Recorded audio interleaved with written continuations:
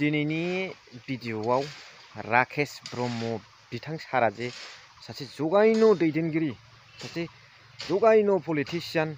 बेखौ फोरमान जागोन आरो बिनि गेजेरजों प्रमद बर' सारा जे गावनि पलिटिकल पार्टियाव इउपिपिएलआव जे जगायनो सुबुंखौ लानानै राजनितिक खालामगासिनो दङ बिटिसिनि रायजो राजाफोरखौ बुरबक बानायनानै थाखा संख्ल'नानै जागासिनो दं बिनि फोरमानखौ आङो बे भिडिअ'नि गेजेरजों होलांगोन जोबजासिम नोंथांमोना नायलांबानो जाबाय। So hello everyone, once again welcome back to the channel. दिनैनि गोदान भिडिअ नोंथां बयखौबो गोसो गोथारै बरायदों लोगोसे आसा खालामो इसोरनि अननायाव नोंथां बयबो मोजां दं। So भिडिअखौ जागायनायनि सिगां नैबे भिडिअ क्लिप्सखौ नोंथांमोना एसे नायनानै लाग्रोदो। कास्टम बसुमतारी होननाय सासे सुबुङा जों आगोलाव बुंबाय थाखादों बेहा मोनसे कम्पानि दङ गेसाव बेदर बानायग्रा मोनसे कम्पानि आरो बे कम्पानिनि मालिकआ कास्टमाबो गतिके बिथांनि ब्रेनाव बेबायदि गेसाव खोथानि बादै मा खोथा आसलते फैथावथाव बियो टटेलि माने आनसोशलिस्ट आरो ससाइटिजों जेबो मोनसे कानेक्सन गैयै सासे सुबुं बेखायनो बियो गोबां जायगायाव गावनि माने निमखि मोखां आरो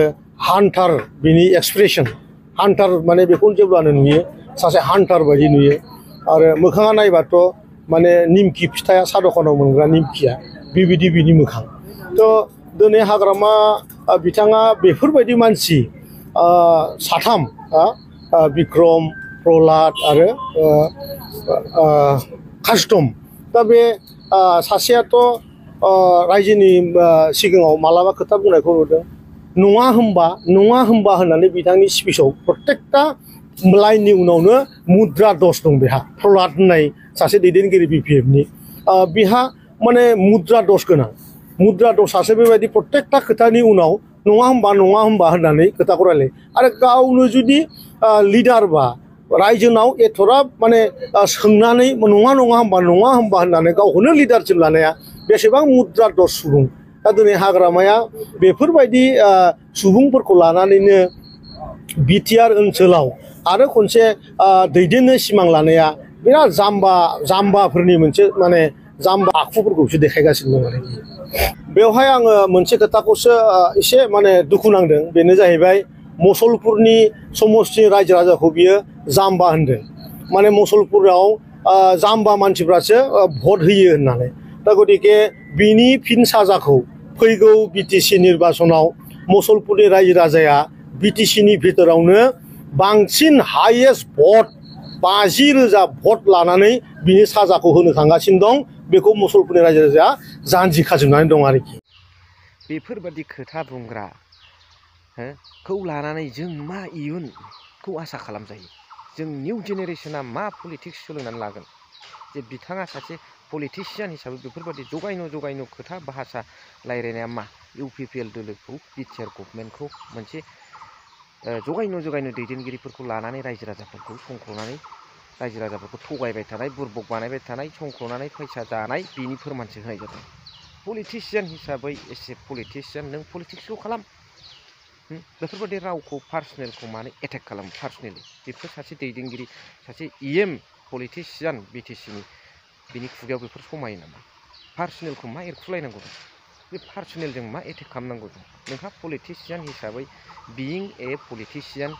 इन बिटिसि नों माबा मोनसे पलिसि मेकिं पलिसि बानायनायनि गेजेरजों माबा मोनसे हाबा माव पलिटिशियाननि मोनसे हाबाखौ माव मा जानला मोनला बुंनाय आरो पलिटिशियान हिसाबै नोंथां राकेश ब्रह्म सारा मावनानै दिन्थि रायजोआव ओनसोलाव रायजो राजाफोरनि मावनानै दिन्थि मावनायजों फेजेन खुगाजों नङा सोरखौबा पार्सनेलि काउन्टार होनानै सोरखौबा बखिनानै नङा बखिनायजों माबा मोनसे डेभेलप जाफैदों नामा बे मावनानै दिन्थिनायनि गेजेरजोंसो दा बेखौनो आङो दिनैनि गेजेराव प्रश्न खालामनो नागिरदों बोरो प्रमद बर' सासे अफिसारा दिल्लीयाव बड'लेण्ड महात्सबआव मोनसे गेस्ट हाउस बानायनांगौ होननानै बुंनाय आर'ज गाबनाया 5 बोसोर कमप्लिट गोइं टु कमप्लिट 5 इयार्स मोनसे टार्म जोबलायलायनोसै प्रमद बर' सारनिया बे गेस्ट हाउस मोनसेखौनो बानायनानै होनो हायाखै गोदानै बोरो सार 5 बोसोरजोंसै मावगासिनो दं केस सालायगासिनो दं रन्जन दैमारि सारा बोरो दासिमबो गवा जायनि थाखाय बिथांमोना बायद'था liable to form a new political party in BTC बिथांमोना थार्ड पार्टी जोनोम होनो गोनां जादों थार्ड पलिटिकेल पार्टी बिटिसिआव एक्स एनडिपि आदामोनाव खारन गावबा गावनि समस्याखौ गावबा गाव नायनो थाखाय थांनाय 5 बोसोर गोलाव समाव बिटिआर गभर्नमेन्टआ प्रमद बर' दैदेननाय बिटिआर गभर्नमेन्टआ जेबो नायसनाखै बिनिखायनो बिथांमोना गावसिनि प्रब्लेमखौ गावसोर सुस्रांनो थाखाय राजनितिक फोथाराव पलिटिकेल एरेनायाव ओंखारनो रेडि जागासिनो दं मा सानो रायजो राजाफोर कमेन्टनि गेजेरजों फोरमायहर दिनैनि भिडिअखौ एसेखिनियाव फोजोबबाय थेंक इउ भेरि माच फर वाचिं लाभ इउ